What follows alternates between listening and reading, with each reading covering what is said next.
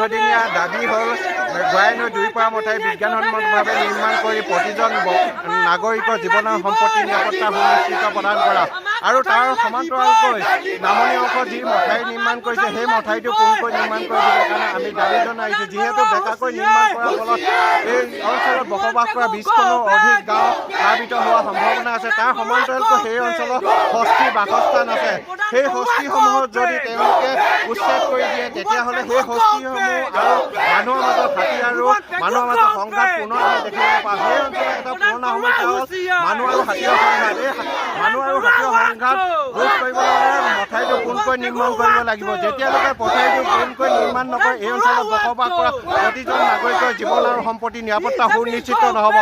যিদিনা আমি আন্দোলনী কাৰ্যসূচী গ্ৰহণ কৰিছিল তাৰ পাছতে আমাৰ কাৰ্যবাহী অভিযন্তা আৰু AC মাজত আলোচনা অনুষ্ঠিত হৈছিলে। আমি আলোচনাত স্পষ্টভাৱে তেওঁলোকে য'তে ত'তে খনন কৰা কাৰ্য বন্ধ কৰিবৰ কাৰণে তেওঁলোকে স্পষ্টকৈ নিৰ্দেশ দিয়াৰ পাছতো ঠিকাদাৰ ময়মতলিৰ কাৰণে আজি দেখিবলৈ পাইছোঁ যে তেওঁলোকে খনন কৰি আছে। আৰু যেতিয়া আমি জলসম্পদ বিভাগৰ এক্সিকিউটিভ ইঞ্জিনিয়াৰ এই বিষয়ে অৱগত কৰিছিলোঁ তেখেতে কিন্তু তেখেতৰ কথাও সেই ঠিকাদাৰসকলে নুশুনে বুলি আমাক অৱগত কৰিছে। সেইকাৰণে কৈছোঁ এই ঠিকাদাৰসকলকো আইনী ব্যৱস্থা গ্ৰহণ কৰিব লাগিব আৰু তেখেতলোকে এই য'তে ত'তে খনন কৰা কাৰ্য বন্ধ হ'ব লাগিব।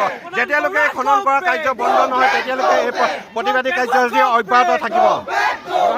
আমাৰ জাতীয়তাবাদী ধেমাজি জিলা সমিতিৰ এটাই দাবী যে গাই নদীৰ দুয়োটা পাৰত বিজ্ঞানসন্মতভাৱে মথাউৰি বনাব লাগিব আৰু বিশেষকৈ জলসম্পদে আমাক আলোচনালৈ মাতি তেখেতলোকৰ যি ভেকু ভাওনা অসম জাতীয়তাবাদী যুৱ পৰিষদ আৰু আমাৰ নদীপৰীয়া বিভিন্ন ৰাইজে এই দাবী কেতিয়াও মানি নলয়। অনাগত দিনত তেখেতলোকে যদি বিজ্ঞানসন্মতভাৱে ৰাস্তা নবনায় আৰু তেখেতলোকৰ যি মৰ্মমতালি তেখেতলোকে ৰাইজক যি ভেঙুচালি দেখাইছে অসম জাতীয়তাবাদী যুৱ পৰিষদ ধেমাজি জিলা সমিতিয়ে কেতিয়াও ইয়াক মানি নলয়।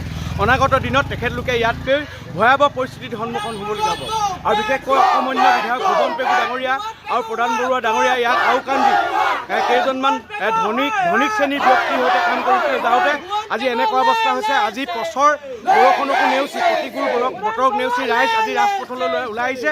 অনাগত দিনত তেখেতলোকে ইয়াতকৈ ভয়াৱহ পৰিস্থিতিৰ সন্মুখীন হ'ব বুলি অসম জাতীয়তাবাদী যুৱ পৰিষদ ধেমাজি জিলা সমিতি আজি সংবাদ মাধ্যমৰ যোগেদি এই প্ৰতিবাদ চলি পৰে জনাই দিছে।